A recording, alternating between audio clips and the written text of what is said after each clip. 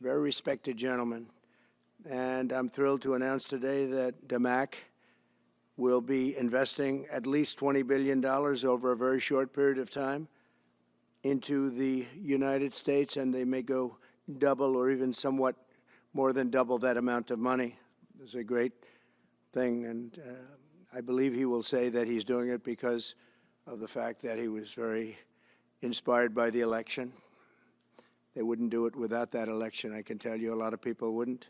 You saw last week where we have somebody who's going to go from $100 to $200 billion, and we have many other people, and we'll be bringing some of them out. Some of them like to do it somewhat more quietly, and some don't, and they feel so strongly about the country that they want to let people know about it.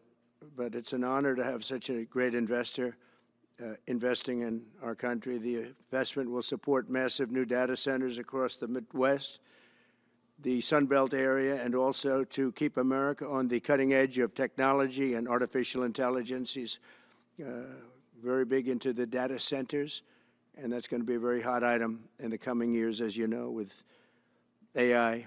In particular, the first phase of the project will be in Texas, Arizona, Oklahoma, Louisiana, Ohio, Illinois, Michigan, and Indiana, those places. And Hussein, I'd love you to come up and say a few words. Thank you very much. Thank you. Thank you. Thank you, Mr. President. It's been amazing news for me and my family when he was elected in November. We've been waiting 4 years to increase our investments in U.S. to a very large amount of money. We are a company operating in more than 20 countries around the world. We have delivered more than 45,000 luxury units and another 45,000 in the pipeline. In data center, we are in 10 countries around the world, in Asia, Europe, and Middle East. And we're very, very excited now with his leadership and his open strategy and policy to encourage businesses to come to U.S. For the last 4 years, we've been waiting for this moment. And we're planning to invest $20 billion and even more than that if the opportunity in the market allow us.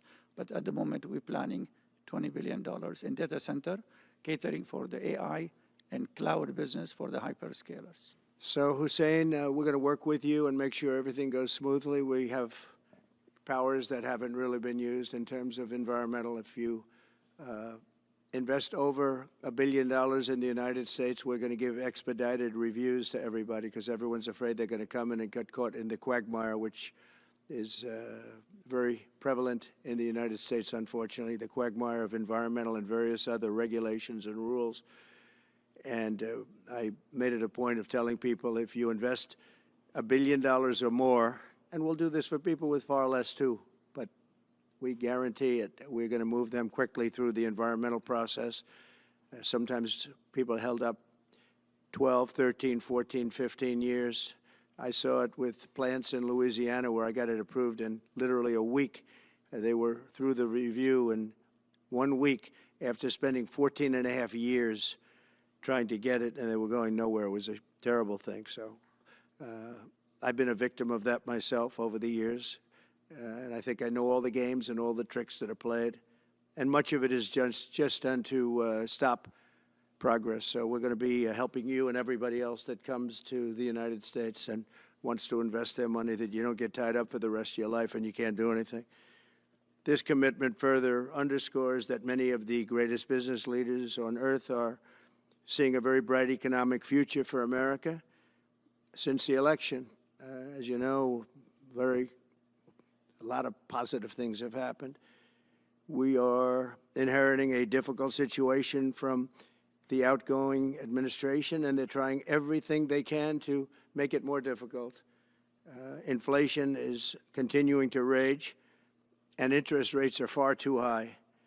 And I've been disappointed to see the Biden administration's attempt to block the reforms of the American people and that they voted for. We had a landslide election. We won every swing state. We won the popular vote by millions and millions of people. Nobody even knows how many people, millions. And they're still counting in some areas. You know, they're still counting the vote in some areas. Can you believe this? what a place, what a horrible place. One of the things we're going to do is we've got to fix the election so that we get honest counts and they get done by 10 o'clock in the evening or something thereabouts. They have places where they're still counting votes. President Biden's actions yesterday on offshore drilling, banning offshore drilling, will not stand. I will reverse it immediately. It'll be done immediately. And we will drill, baby, drill. And we're going to be drilling in a lot of other locations. And the energy costs are going to come way down. They'll be brought down to a very low level. And that's going to bring everything else down. That's what caused it to go up, along with the ridiculous spending on the Green New scam. All this money, trillions of dollars. It's like throwing it right out the window, what they're doing. And they're trying to spend so much now. They're just taking money and giving it to anybody that wants it for any project at all, if it's certified under the Green New scam.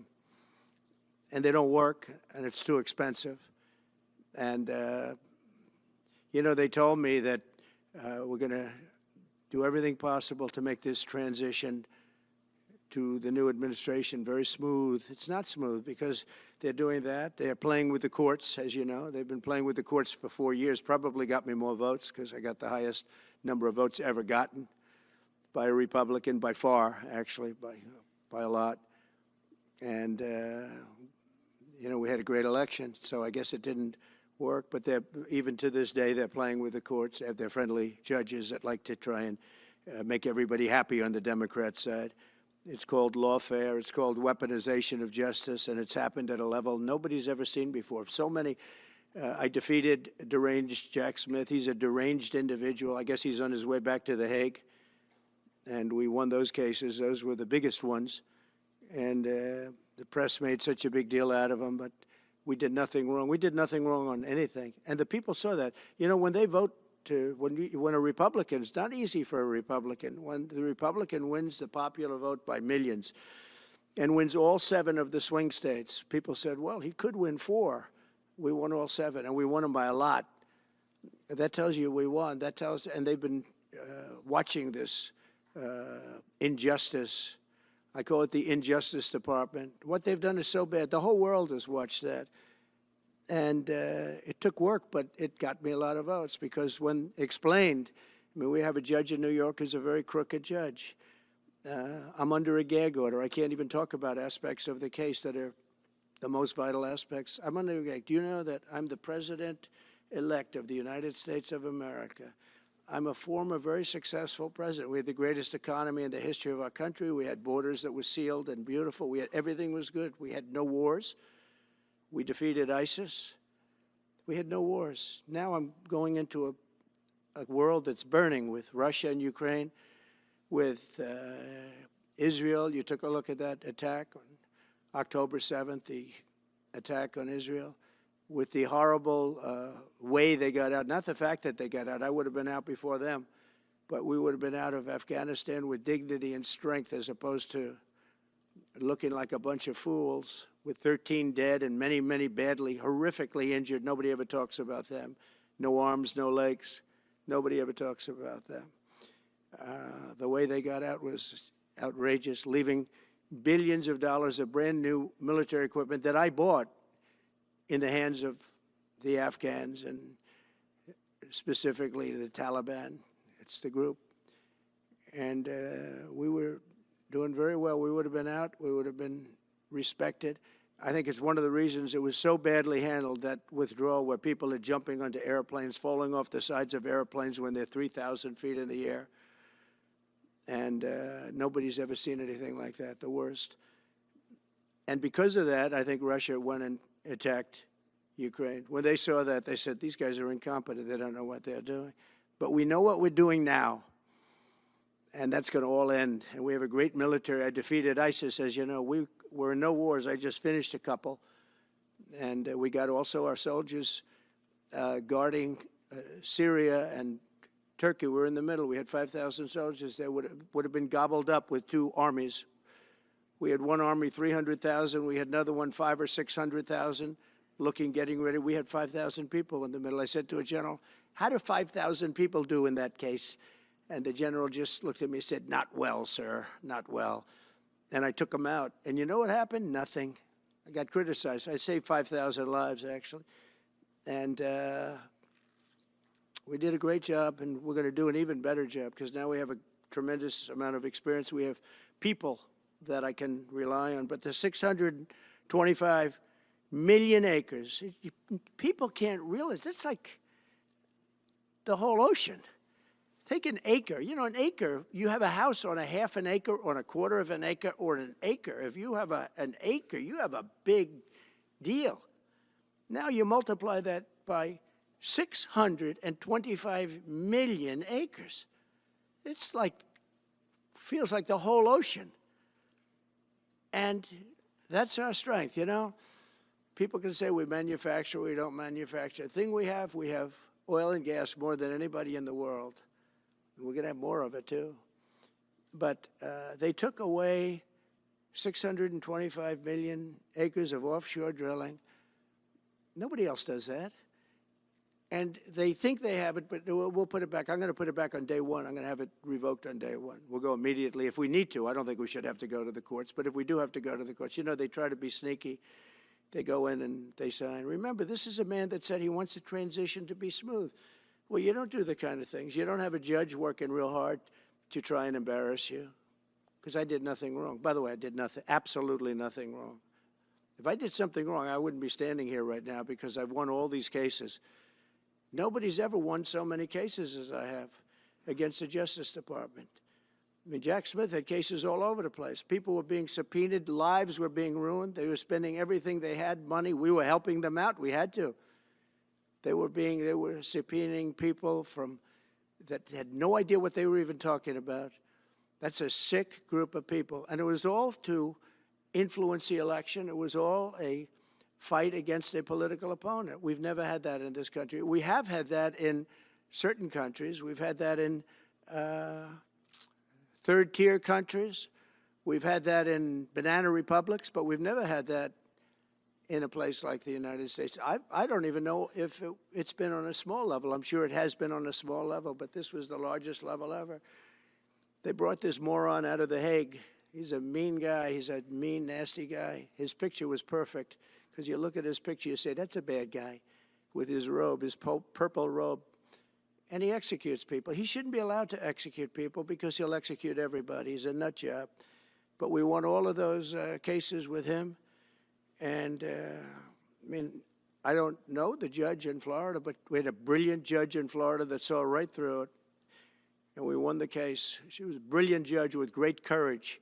You know, the left, as we call them, the radical left, they have a way, they play the ref, and they play it very hard. They play the ref. They go and say horrible things about judges and prosecutors. And some judges and prosecutors say, look, the only way I'm going to get these people off my back is to give victory to them. They're playing the ref. I think it's illegal what they do. It's almost like talking. It's worse than talking to a judge. But the judge in Florida, Judge Cannon, was brilliant and tough, and she didn't stand for it. And I don't know her. And never met her until the case, and I don't believe I said even one word to her. But she was very, very strong and very, very brilliant. And her opinion was so brilliant that they dropped their appeal. They couldn't beat the appeal. So that's what we're up against. So they say we're going to have a smooth transition. All they do is talk. It's all talk. Everything they do is talk. We're going to have a smooth transition. And then they take 625 million acres and they essentially landmark it so you can't ever drill there again. Well, we're going to be drilling soon. We're going to be opening up Anwar. We're going to be doing all sorts of things that nobody ever thought was even possible. But remember and just to get off the subject, because I couldn't believe it when I heard it yesterday, I couldn't believe the size of it. I mean, you put down a map and put this up, it's just massive. And remember that that's worth probably, I mean, I've had estimates, $40 to $50 trillion. That's more than our national debt. Essentially, he's thrown it away. He's thrown it away. He's taken $50 trillion. So if we owe $35 trillion, he's taken $50 trillion of value and thrown it right out the window. We can't do that. Nobody can do that. One other thing he did yesterday, which was in many ways worse. It's hard to believe it can be worse. He wants all gas heaters out of your homes and apartments. He wants them to be replaced by essentially electric heaters. I don't know what it is with electric. This guy loves electric. We're going to be ending the electric car mandate quickly, by the way. This guy loves electric. And we don't have enough electricity. And then we have AI where we need more. And he wants everybody to have an electric heater instead of a gas heater. Gas heater is much less expensive. The heat is much better. It's a much better heat. As the expression goes, you don't itch. Does anybody have a heater where you go and you're scratching? And that's what they want you to have. They don't want you to have gas where you don't have the problems of the electric. And the source is plentiful. They're much cheaper to operate. They're much better. They work much better. They look much better. 60% of homes and apartments have gas heaters. He wants them all removed quickly. These people are crazy. There's something wrong with them. There's something wrong with them. They also want to go back, and they have already started that, to when you buy a faucet, no water comes out because they want to preserve. Even in areas that have so much water, you don't know what to do. It's called rain. It comes down from heaven. And they want to do, no water comes out of the shower. It goes drip, drip, drip. So what happens? You're in the shower 10 times as long, you know. No water comes out of the faucet. You want to wash your hands. They want to go back to even stronger than what they have right now. As you know, I ended that policy. You can have all the water you want. It makes no difference. It comes weird, especially in certain areas. We have so much water, we don't know what to do with it. But these are all things. They want very, very little water to go into your dishwasher, almost none. And you know what people do? They just keep pressing, pressing, pressing, keep it going. They end up using more water. Likewise, washing machines. They want in your washing machine to have very little water coming out of the washing machine. So when you wash your clothing, you have to wash it 4 times instead of once. You end up using more water. We're a party of common sense, and things that I'm telling you now is really all about common sense. On January 20th, we'll turn the economy around very quickly, because right now when I think of our economy, I think about inflation. That's what we have. We have inflation, I believe, at a level that we never had before. There's never been anything like it. And over the next 4 years, the United States is going to take off like a rocket ship. But really, it's already doing it. If you take a look, just last month, SoftBank announced the $200 billion. I think it'll be 200. He said between 100, and I said, how about making it 200? And he sort of said yes, but let's say it's 100, but it might be 200, right, Brian? Dollars, United States, creating more than 100,000 jobs. Hussein just announced a tremendous investment that he's going to make, and that's money that's in the bank. He's going to come and do it, and he'll do a great job, and he'll build the best centers in the country, I guarantee, because I know the way he builds. Since my election, the stock market has set records. The S&P 500 index has broken above 6,000 points for the first time ever, never even close. In a single month, small business optimism soared 41 points. It's not a 41. It went up 41 points. And that's the largest in the 39-year history of the group that does it. According to Gallup, the American people's confidence in the economy has just surged to the highest level in history. That's why I have a news conference like that. I take the greatest business leaders in the world. I say, hey, do you want to say you're going to invest the money? They're not looking for news conferences. They're saying, what am I doing here? They go in and they invest money, but it's good to know where the smartest business people in the world are investing, and they're investing in the United States. So we've done this all in 2 months of not being there. You know, we haven't been there. And it's pretty amazing, and we think we're going to do some really great things, really great things. We're being respected again all over the world. The Panama Canal is a disgrace, what took place at the Panama Canal. Jimmy Carter gave it to them for $1, and they were supposed to treat us well. I thought it was a terrible thing to do. You know, it was the most expensive structure ever built in the history of our country, relatively. It would be the equivalent of substantially over $1 trillion today. We lost 38,000 people. Think of it, 38,000 people, they died from malaria, mosquitoes.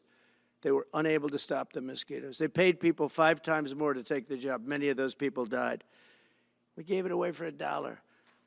But the deal was that, you know, they have to treat us fairly. They don't treat us fairly. They charge more for our ships than they charge for ships of other countries. They charge more for our Navy than they charge for navies of other countries. They laugh at us because they think we're stupid, but we're not stupid anymore. So the Panama Canal is under discussion with them right now. They violated every aspect of the agreement, and they morally violated it also. And they want our help because it's leaking and not in good repair. And they want us to give $3 billion to help fix it. I said, well, why don't you get the money from China? Because China's basically taken it over. China's at both ends of the Panama Canal. China's running the Panama Canal. And they come to see this Biden, this guy who should never have been allowed even to run for president. Of course, she shouldn't have either, because that never happened. I had to be 2 people, not 1. But they want $3 billion to fix the Panama Canal that's run by China and makes a lot of money, China. One of the most profitable structures ever built, because you have ships lined up back to Florida, frankly, and they just keep going through, and the numbers are staggering, $500,000 to $1 million a ship. And they took it away from us, meaning we gave it to them for $1. But not going to happen. What they've done to us, they've charged us, they've overcharged our ships, overcharged our Navy. And then when they need repair money, they come to the United States to put it up. We get nothing. Those days are over. Working with the Republican majorities in Congress, we'll cut taxes, slash regulations, raise wages, and boost incomes at a pace the world has not seen before, and certainly not from our country. We had a big chunk of it for the first 3 years prior to COVID coming in my administration. We had the greatest economy in history. We cut the most regulations in the history of our country, and I did that all in 4 years, by 4 times more than any other president cut. We did that in 4 years, and we were just getting started. We'll impose new tariffs so that the products on our stores will once again be stamped with those beautiful words, made in the USA. And we are not treated well, as you know, by Canada. Canada is subsidized to the tune of about $200 billion a year, plus other things. They don't essentially have a military. They have a very small military. They rely on our military. It's all fine, but, you know, they got to pay for that. It's very unfair. I have so many great friends. One of them is the great one, Wayne Gretzky. I said, run for prime minister, you'll win it'll take 2 seconds. But he said, well, am I going to run for prime minister or governor? You tell me. I said, I don't know, let's make it governor. I like it better. But no, something's going to have to be done. Same thing with Mexico. We have a massive deficit with Mexico, and we help Mexico a lot. They're essentially run by the cartels, and can't let that happen. Mexico's really in trouble, a lot of trouble. Very dangerous place. And we're going to be announcing at a future date pretty soon. We're going to change, because we do most of the work there, and it's ours. We're going to be changing, sort of the opposite of Biden, where he's closing everything up, essentially getting rid of $50 to $60 trillion worth of assets. We're going to be changing the name of the Gulf of Mexico to the Gulf of America, which has a beautiful ring that covers a lot of territory. The Gulf of America, what a beautiful name. And it's appropriate. It's appropriate. And Mexico has to stop allowing millions of people to pour into our country. They can stop them. And we're going to put very serious tariffs on Mexico and Canada, because Canada, they come through Canada too, and the drugs that are coming through are at record numbers, record numbers. So we're going to make up for that by putting tariffs on Mexico and Canada, substantial tariffs. And we want to get along with everybody, but, you know, they have to, it takes 2 to tango. We're approaching the dawn of America's golden age. It's going to be a golden age for America. We have things that nobody else has. We have more natural resources. We have, number one, Nobody knew that until I came along. I made us number one. We were number 3. I made us number 1 in a very short period of time in drilling. And you can talk about windmills. They litter our country. They're littered all over our country, like dropping paper, like dropping garbage in a field. And that's what happens to them, because in a period of time they turn to garbage. Most expensive energy ever. They only work if you get subsidy. The only people that want them are the people that are getting rich off windmills, getting massive subsidies from the U.S. government. And it's the most expensive energy there is. It's many, many times more expensive than clean natural gas. So we're going to try and have a policy where no windmills are being built. Off the coast of New Jersey, they want to build like 200 windmills. The people are going crazy. Nobody wants them, and they're very expensive. They don't work without subsidy. You don't want energy that needs subsidy. Energy is a good business. You don't need subsidy. But when you build these massive towers, they're 25 stories tall, 40 stories. They have one 70 stories tall. The blades, they take 3 ships to ship them. It's crazy. They're dangerous. You see what's happening up in the Massachusetts area with the whales, where they had 2 whales wash ashore in, I think, a 17-year period. And now they had 14 this season. The windmills are driving the whales crazy, obviously. And they had actually over, I think, 125 or something over a number of years, and we don't want that to happen. It's a disaster. It's amazing the way a true environmentalist would say, oh, we love wind. It sounds good, but that's about where it ends. After 10 years, you have to redo them. And what happens is they don't do that. They let them stand and they rust, and they say, because of the environment, I'm not a believer in this, but they say you can't, because it's a certain fiberglass, that the blades cannot be buried in earth, that's an environment. So what do you do with them? What do you do with them? And I don't know if you've ever gone to Palm Springs, California, or any of these places where you have long-term windmills standing. They're a disaster. They're rusting, rotting, closed, falling down. This is as you enter Palm Springs. And they put new ones next to them because nobody wants to take them down, because why should they take them down? It's very expensive to take them down. And you can't do anything with them because the blades, you can't bury them because of the environmental protection. We'll look at that. Doesn't make sense, but that's what they say. So we are at the beginning of a great, beautiful golden age of business. And I think we're also at a golden age of common sense, because everything I'm saying to you, from a simple water faucet that doesn't allow water to come out appropriately, to all of the other elements of what we do and what we're going to do, to take $50 to $60 trillion off our country's balance sheet because some man that has no idea what he's doing, he has no idea. You know it, I know it, the Democrats know it. What they did is a crime by allowing that to happen. And I'll bet you, if you asked him today, how much acreage did you submit? Essentially, did you destroy? You destroyed the economic viability of drilling in the ocean. And with AI coming along and all, a lot of people don't realize that AI is going to be a big thing, but you'll need double the electricity at least that we have right now. So right now we produce electricity for many, many different things. AI is a very big deal in terms of the future. China is already building electric facilities, big, bold electric facilities. And you know how they're being fired up? With coal. They're being fired up with coal. And we're going to build bigger and better ones. People like Hussein that are doing the same thing as he is. I'll bet they don't do it as well, because I know how he does it, but they're doing a lot of things. The problem is they can't get their permits, because I say build the plant with the building. So with the structure, build the plant, because if you go into the grids are old. So they said, that's a great idea. In other words, build your electric facility alongside of your plant. And you could have extra output if you want, because once you build it, you can make it larger pretty inexpensively. You could have extra output, which you'll sell to the public, but build it with the plant, and people are loving that idea. So we're going to have a lot of fun making America great again, and it's going to happen, I think, very, very quickly. It's already happened. So I would say this, and this has been pretty openly reported by the news.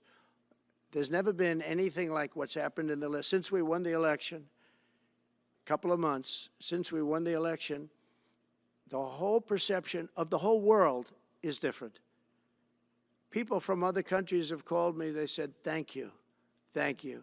The perception of the whole world is different. We're going to have to settle some big problems that are going on right now. We're going to have to settle up with Russia, Ukraine. That's a disaster. I look at numbers every week, the number of people being killed in that war. People don't know, mostly soldiers now. But the towns have been obliterated. This was a Biden fiasco that that should have never happened. If we had a real president, if we had a president that knew what he was doing, Russia would have never, ever gone in. But they did go in, and we have a mess. The cities are all blown up. The people have largely left. And the soldiers are killing each other at levels that haven't been seen since the Second World War. So we'll have to get that one straightened out, too. That's a tough one. Much tougher than it would have been before it started, I can tell you that.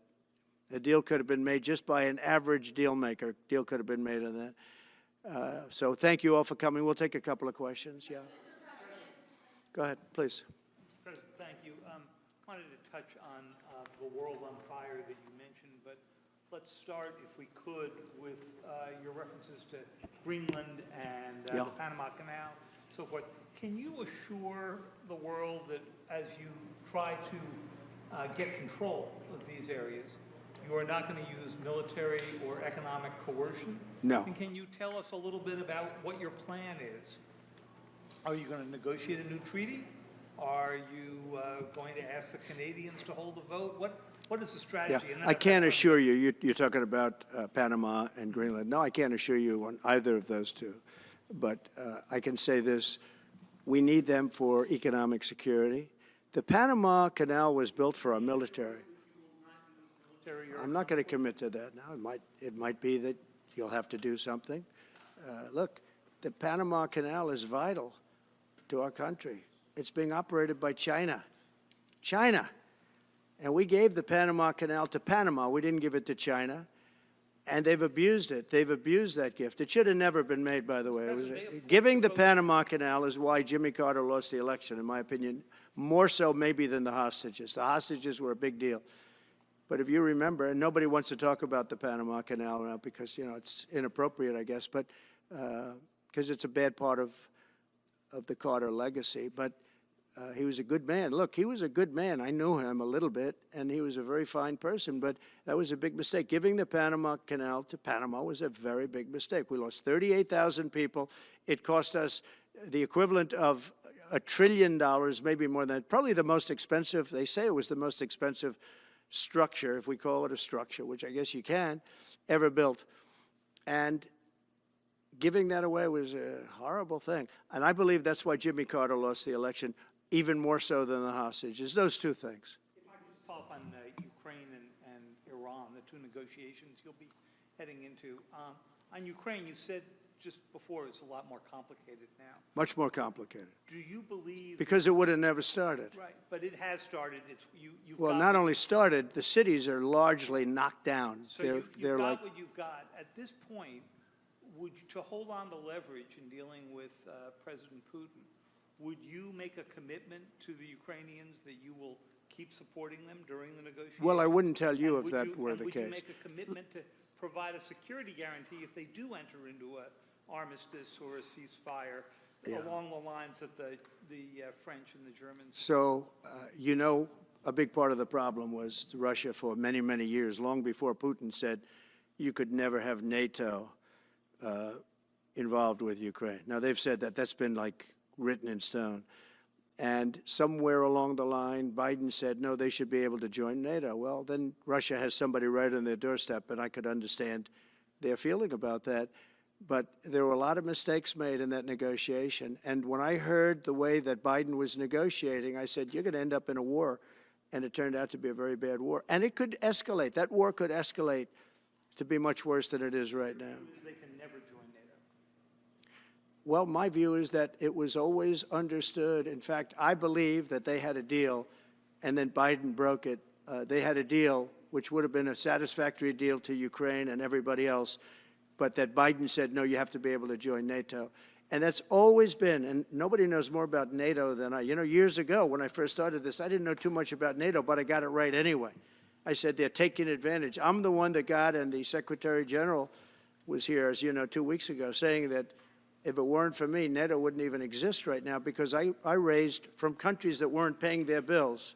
At that time, 28 countries, 20 of them were not paying their bills, 21 to be exact. They weren't paying, or they were paying a very small portion. And I raised over $680 billion. That was the number he gave, by saying, if you don't pay, we're not going to protect you. And as soon as I said that, the money came pouring in. But Obama could have said it. Other people could have said it. Bush could have said it. Nobody said it but me.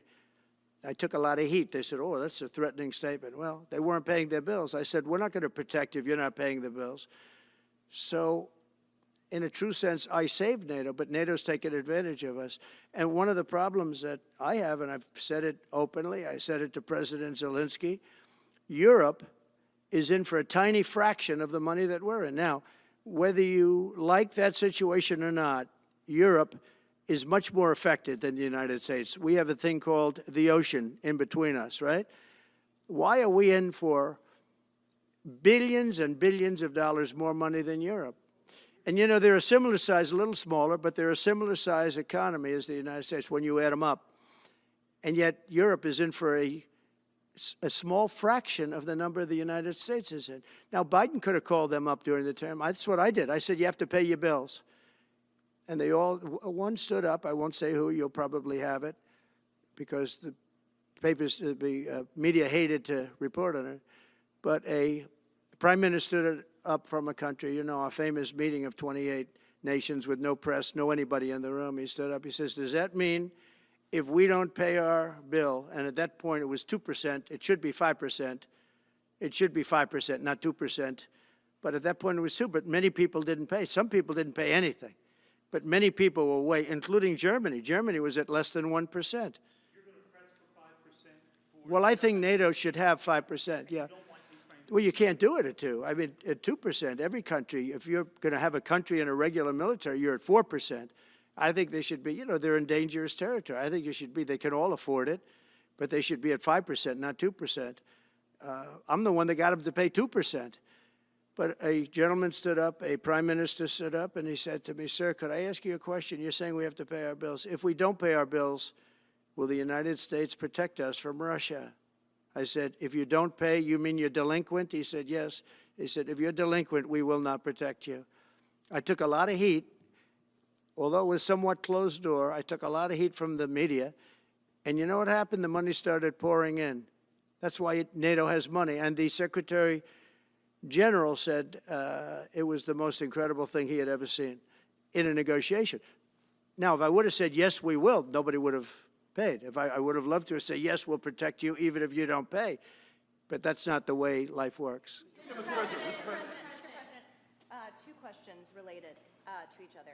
First, you said on your first day of office you're going to pardon January 6th defendants. Are you planning to pardon those who were charged with violent offenses?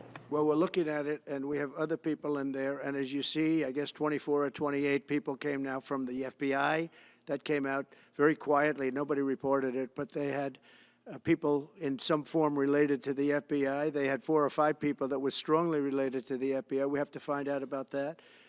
We have to find out about Hezbollah. We have to find out about who exactly was in that whole thing, because people that did some bad things were not prosecuted. You know, I see it all the time, and you see it too. People that were doing some bad things weren't prosecuted, and people that didn't even walk into the building are in jail right now. So we'll be looking at the whole thing, but I'll be making major pardons. Yes, please. Sorry, just one more question. Please. On Jack Smith's report. Good afternoon, Mr. President. It's good to see you again. 2 questions about Syria and the ongoing war in Gaza. About Syria, the Pentagon disclosed last month the U.S. has some 2,000 troops in Syria. That's almost double the number initially we were told of 900. Will you keep that troop capacity the same upon taking over? Well, I won't tell you that because that's part of a military strategy, but I will say it was Turkey. Turkey's been after that country in different names and different forms and shapes for 2,000 years. Those people that went in are from Turkey. And President Erdogan is a friend of mine. He's a guy I like, respect. I think he respects me also. He's the one that didn't go after certain people after I requested that he not. You know who I'm talking about? The Kurds. I don't know how long that's going to, because they're natural enemies. They hate each other. But he didn't do that yet. And he didn't do it in the past also.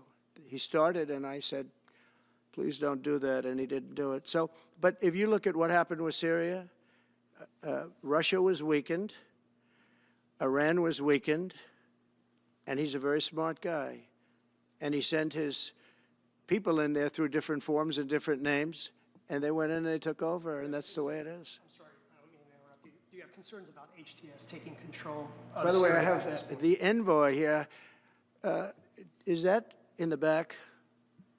Standing with my son, Eric, is Steve Woodcoff, who's just got back from the Middle East, and he's done a fantastic job. He's a great deal maker.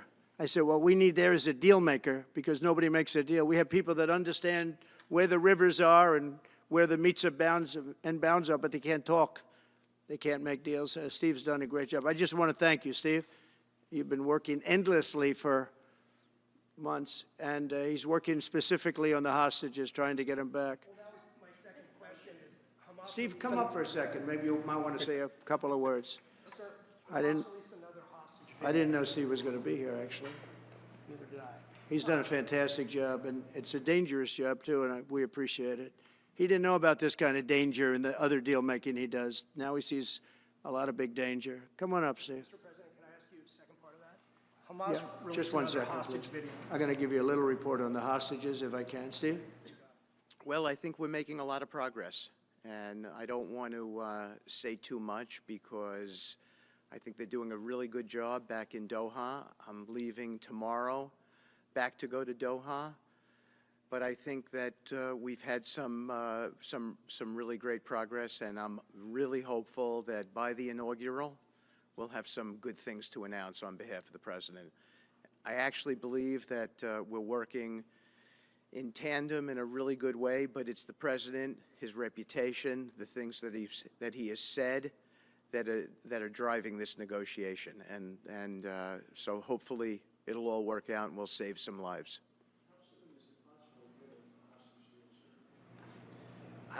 I believe we've been on the verge of it. I don't want to discuss sort of what's delayed it. There's no point to be negative in any way. But I think it's the President, his stature, what he said he expects, the red lines he's put out there, that's driving this negotiation. I'm going back probably either this evening or tomorrow night. Are you confident there'll be a deal before January 20th, or is that something that's likely to happen, if there's a deal even at all? And we've been hearing this now for the better part of. I know. since October 7th. I would say, They better be. right. I would say that the President is exasperated. I don't want to talk for him, but look, I don't know anyone who delegates better than President Trump.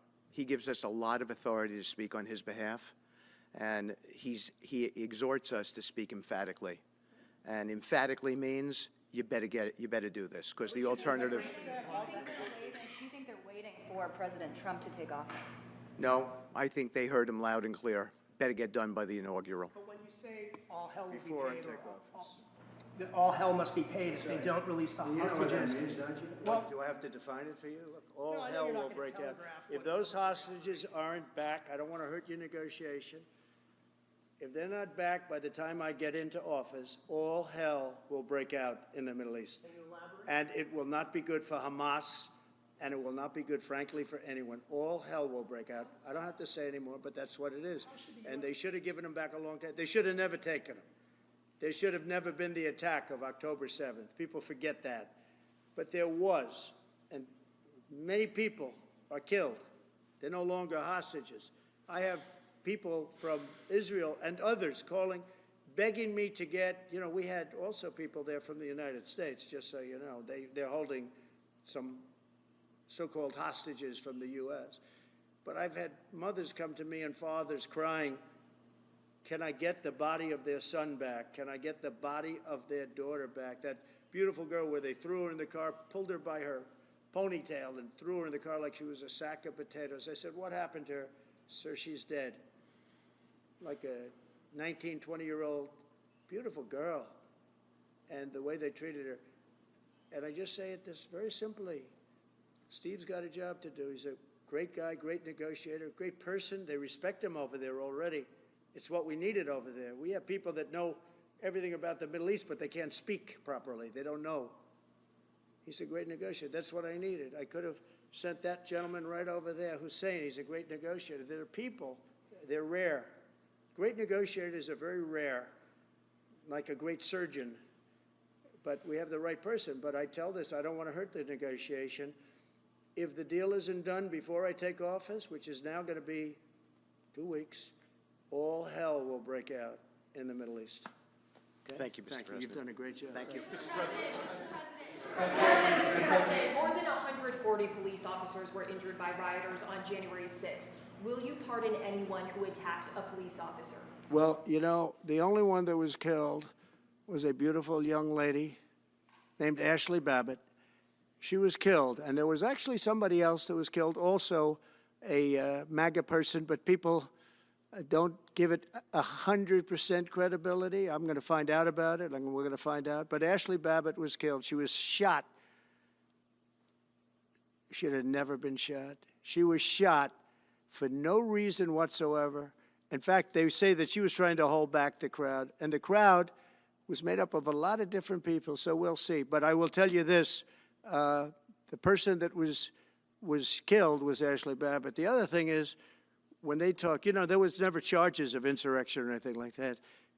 But if there were, this would be the only insurrection in history where people went in as insurrectionists with not one gun, okay? And let me tell you, the people that you're talking about have a lot of guns in their home for hunting and for shooting and for entertainment, a lot of good reasons. But there wasn't one gun that they found. And why didn't they find the bomber, the pipe bomber? You know, they know who the pipe bomber is. The FBI knows who it is. The status of the FBI has gone down so far, and the status of the DOJ, or as I call it, the Department of Justice, it's the Department of Injustice. It's being laughed at all over the world. And hopefully with Pam Bondi and with Kash Patel and with other people that we're putting in, that will all come back.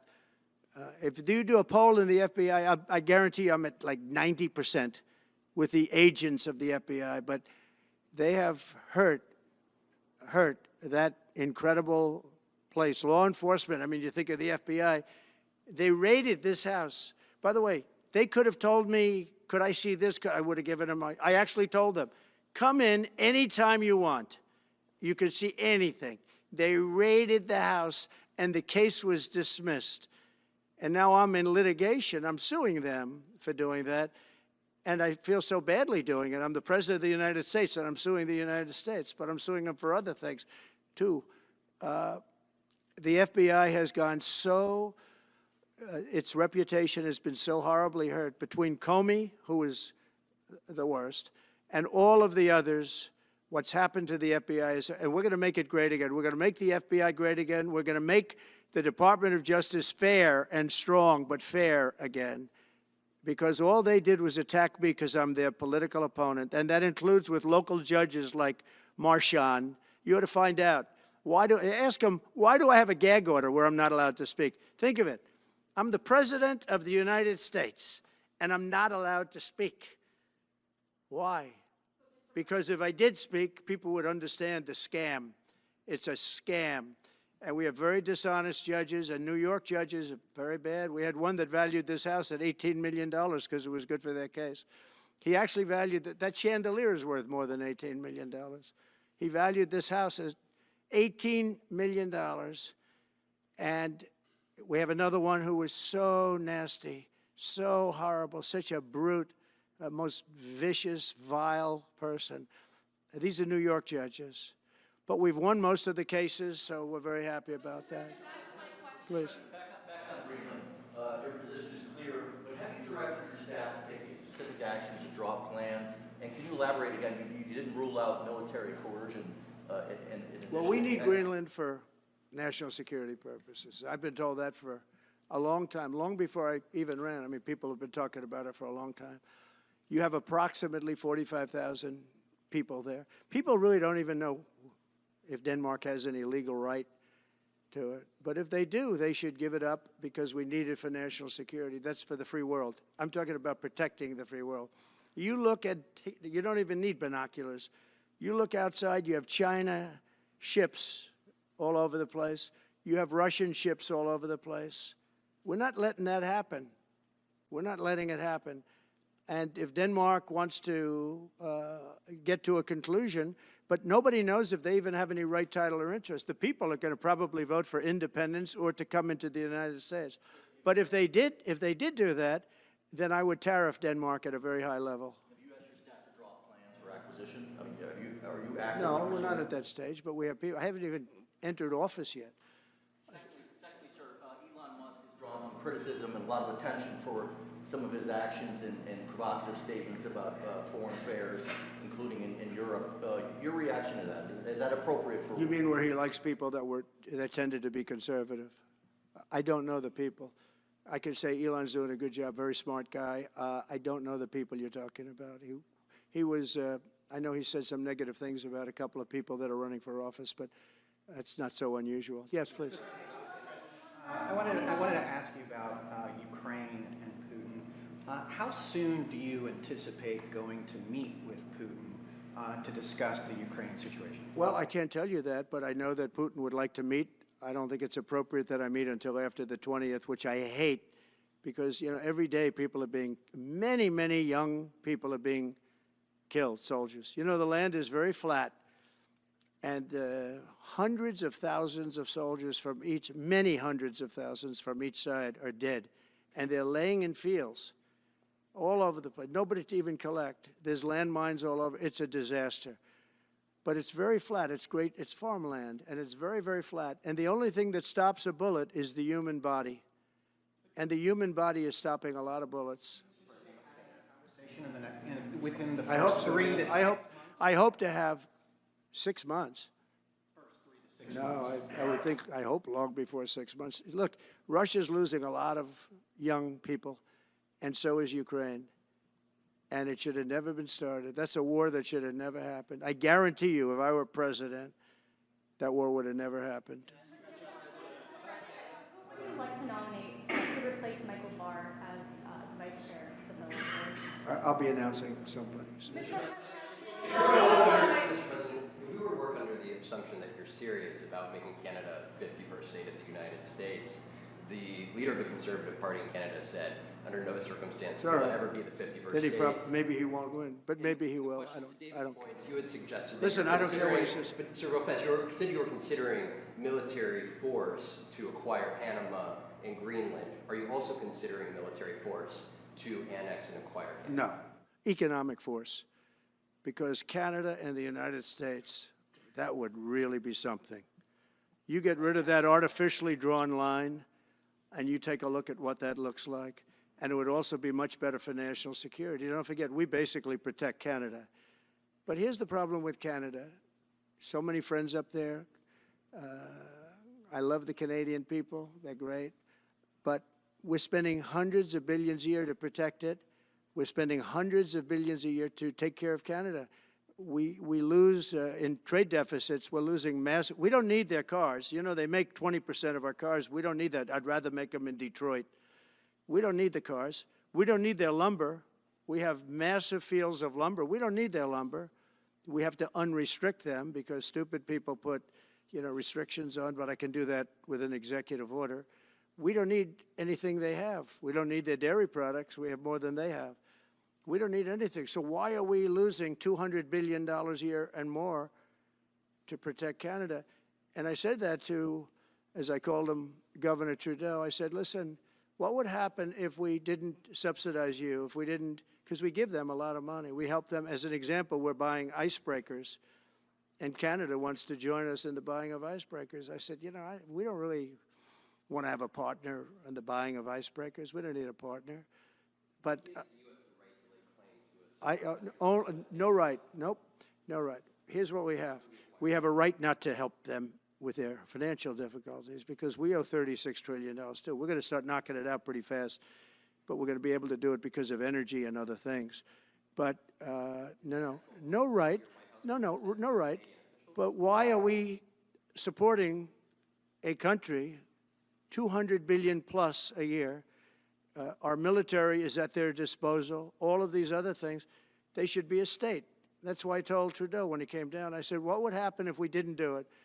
He said Canada would dissolve. Canada wouldn't be able to function if we didn't take their 20% of our car market. You know, again, they send us hundreds of thousands of cars. They make a lot of money with that. They send us a lot of other things that we don't need. We don't need their cars, and we don't need the other products. We don't need their milk. We got a lot of milk. We got a lot of everything. And we don't need any of it. So I said to him, well, why are we doing it? He said, I don't really know. He was unable to answer the question. But I can answer it. We're doing it because of habit.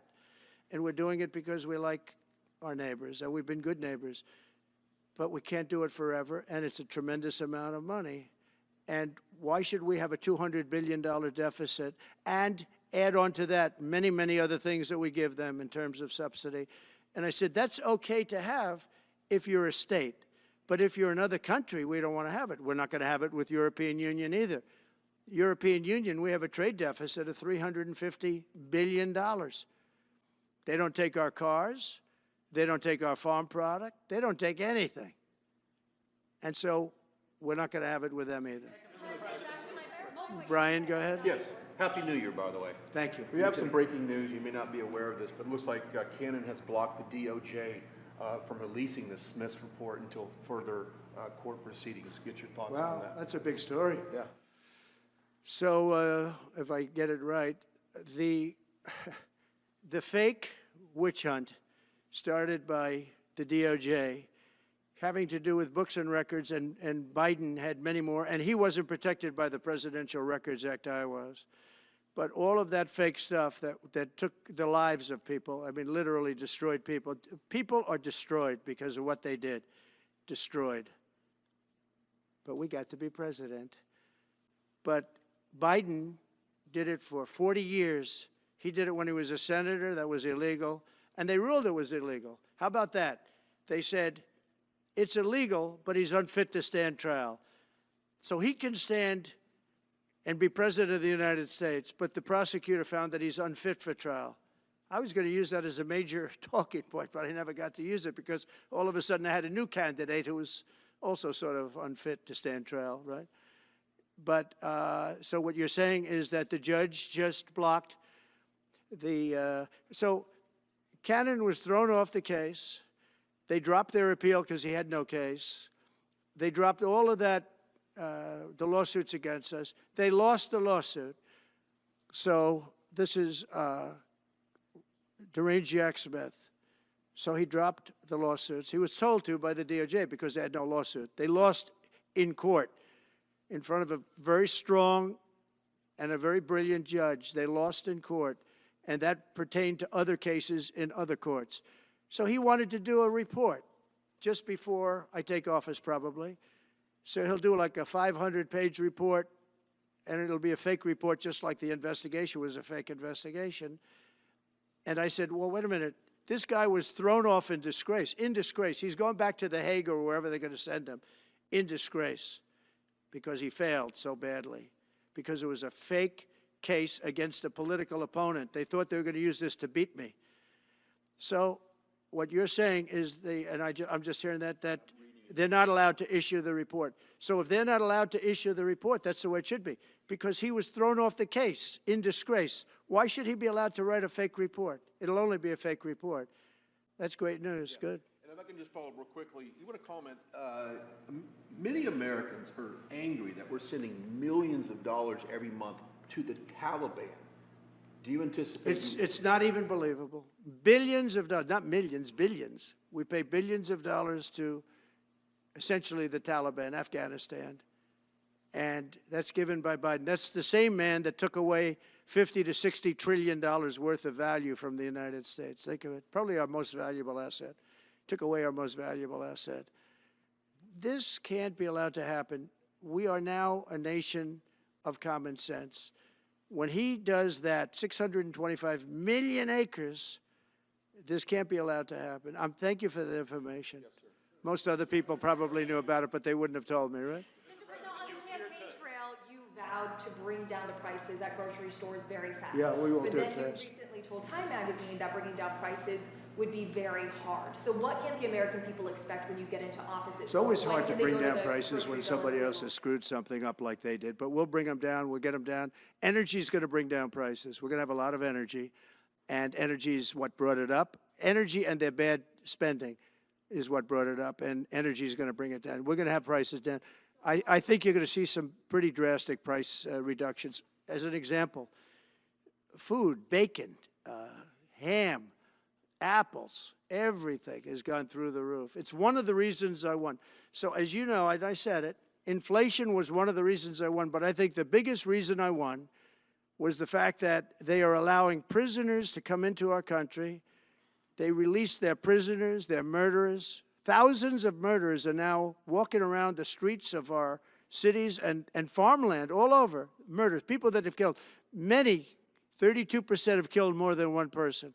They released them from their jails, their prisons, and their mental institutions and insane asylums into our country. I believe that's the reason we got such a large vote. All right, maybe one or two more questions. Yeah, please, go ahead. Go ahead, you go. So You have it. can you, President Carter is laying in state today in Washington. You had some harsh words for him about the Panama Canal. Is there any disconnect there? Do you feel a little bit bad about doing that on this day? No, I liked him as a man. I disagreed with his policy. So, hey, he thought giving away the Panama Canal was a good thing. I think it cost him the election. That and the hostages. I actually think that was a bigger factor because that's a deal that just should not have been made. But again, this was a question that was asked of me. I didn't bring it up. I didn't want to bring up the Panama Canal because of Jimmy Carter's death. But people don't bring it up. But, you know, you and other people have asked me about it. No, it's a deal that I was very strongly against. I was a young guy when this took place. But just why would we spend all of that money, lose 38,000 people to malaria, the mosquito? They were dying. It was horrible what was happening. They paid them 4 times more than they would make in the United States, but they knew they were going to go over there and die. And they died in the jungles of malaria. There was nothing we could do to stop it, 38,000. And then we gave it away for $1. Without getting your agenda through Congress, you appeared to open the door in your radio interview yesterday for a 2-bill approach. Is it still your preference for one big, beautiful bill, as you have said? Well, I like one big, beautiful bill, and I always have, I always will. But if 2 is more certain, it does go a little bit quicker because you can do the immigration stuff early. Now, you have to understand, for immigration and for the wall, we won the case on the wall. You know, they tried to sell the wall for 5 cents on the dollar, by the way. And we had, fortunately, a judge that stopped that. But they were already discarding the wall. And 5 cents on the dollar. And you know what they were doing? They were calling us up and saying, we'll sell it back to you at 200 cents. In other words, double what we paid for it. So they were going to buy it from this guy for 5 cents on the dollar. They were making deals. And fortunately, we had a very smart judge that stopped it cold. I think he called for an investigation, too, and he should. But think of it. They were selling the wall that was exactly the wall that the Border Patrol wanted. That was designed by them. Steel, concrete, rebar, exactly as it was. Very, very heavy steel, very powerful steel, hard to cut. Very, very heavy 7,000-pound concrete, which is a very strong concrete. Everything was top of the line. Very expensive. Would be double what we paid for it then, 6 years ago.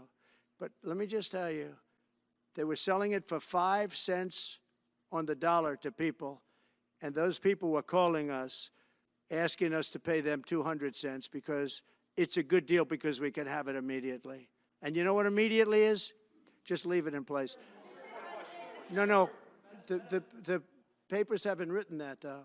You know, that deal is like all the other things that these people do. These people either hate our country or they're very stupid. And I don't believe they're stupid because nobody can cheat on elections like they cheat and be stupid. They either hate our country or they're stupid. So remember what I said because nobody wants to report it. They were selling the wall for 5 cents on the dollar and trying to resell it back to us for 200 cents or less, but for 200 cents on the dollar. That's a nice return. They announced that it will stop putting fact checks on posts on its website. And Meta said today it would stop putting fact checks on its website and instead allow community to Well, I watched their news conference, and I thought it was a very good news conference. I think honestly, I think they've come a long way. Meta, Facebook. I think they've come a long way. I watched it. The man was very impressive. I watched it. Actually, I watched it on Fox. I'm not allowed to say that. Say it? Do you think he's directly responding to the threats that you have made to him in the past with these Probably. issues? Yeah, probably. The last time you were here, you were asked a question about the U.S. possibly launching a preemptive strike on Iran. You said you wouldn't answer that question. On who? Obviously, on Iran. The U.S. launching a preemptive strike on Iran's nuclear facilities. And I said, I don't talk about it. It's a military strategy. But it is a legitimate question. It's something that Well, it's not really, because only a stupid person would answer it. Look, it's a military strategy, and I'm not answering your questions on military strategy. All right, one more. Brian, go ahead. Brian. Could you give us a preview of what you might be talking to leaders of Congress who are expected to come here in the next couple of days? And you've got a very supportive Congress behind you. They're great. So we have a wonderful Republican Congress. We have a leader that I have a lot of confidence in. I think he's going to be, hopefully, a great leader, a great speaker. And we have a leader, by the way, in the Senate I think has been great. John Thune has been doing a fantastic job. But it goes through the House first. And the question is whether or not we do the two bills or one bill. And, you know, look, I can live either way. I like the idea of the one big bill, but I can live either way. But they'll be coming down. The senators also will be coming down. And then ultimately we'll be meeting in the White House in a few weeks. But right now this is the winter season. You know, they sort of call this the winter White House.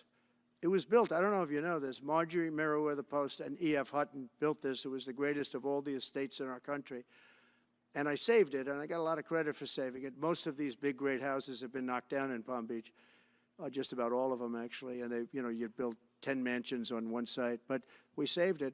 But this was built as the Southern White House, and she gave it to the government. And, by the way, Jimmy Carter gave it back. He said it's too expensive for the United States. So I didn't realize that. Real quick, I was just told. Actually, Jimmy Carter, Nixon was through Watergate. He came down. Nixon came here once. And he thought it was incredible, but he had a thing called Watergate, if anybody remembers that. And so he had other things on his mind, to put it mildly. And Jimmy Carter felt that it was too extravagant for the country. So fortunately for me, he gave it back to the foundation, and I bought it from the foundation. On reconciliation, some Republicans saying in trade for a massive bill that you and they share the interest in, they want to see big spending cuts. Do you agree with that? And what Well, I'm okay with spending cuts. I like spending cuts. Just, I'm on the record for spending cuts. And the debt ceiling was given to us. It shouldn't have been, but it was put in our lap. And what I want in terms of debt ceiling isn't the ceiling. I just don't want to see a default. That's all I want. I never talked about spending more money necessarily than all I want to see is no default. Because nobody knows what would happen if there was a default. It could be 1929 and it could be nothing. But that was put into our lap, and it shouldn't have been, but it was. And so we'll handle it. But debt ceiling is not about raising a lot of money. It's really just about extending it. I just want to see an extension. On immigration, how much can you do by executive order? Are you planning to do on executive order when it comes to immigration?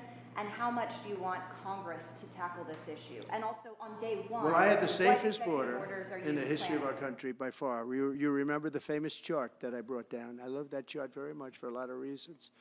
But I have the safest border by far in the history of our country. And when I took it over, it was a mess. Nothing like it is now. This is 10 times worse. I got elected because of the border the first time, and I think I got elected largely because of the border the third time. And the second time I did equally well. Well, not as well as the last time, but I did very well. And I will say, this was too big to rig. You know the expression? Too big to rig. They couldn't do it. They tried, but they couldn't do it. I didn't get very much from Congress at all. I just said that we're being invaded, and I took the money out of the military. Much of the wall, I built over 500 miles of wall. Much of that wall was built through money that I put into the military. We took it out because we couldn't get things from Congress in those days, and we took it out. And that wall was built largely with money coming from the military. So, very simple. I went to the military, I said, our country is being invaded. by very similar, nothing like what's invading our country now. They weren't releasing prisons into our country, and they weren't releasing mental institutions in, but some bad dudes were coming in, right? And I said, our country is being invaded. And I took that money largely from the military. I was sued 9 times by the Democrats in Congress, and I won all those suits. And we ended up building 571 miles of wall. Once that wall was built, they start going around it. So we're going to add another 200. That would have been up in 3 weeks. And then we had a very unfortunate election result. And they said, we don't want to put it up. We'll sell it. And they started selling it for 5 cents on the dollar. What a second. So we'll do this again. I just want to thank everybody very much. I'm just telling you, this will be the golden age of America. This is the golden age of America. We're going to have a great country again. We're a country right now under siege. We have so many different problems, and nobody respects us overseas, but now they do. The Italian prime minister, as you know, came here the other night, just flew in and flew out. She wanted to see me. And great respect is being shown. When I went to the cathedral in France, great respect was shown by the prime minister, the president, by everybody. France was, and by the way, I have to say they did a great job in the cathedral. But great respect is being shown to our country again. And we have a great country, but we have to run it properly. It's going to be run properly. We want to get back those hostages for Israel and for us. You know, we do have people that are hostages being held. And I'll just say it again. If this deal's not done with the people representing our nation, by the time I get to office, all hell is going to break out. Thank you very much.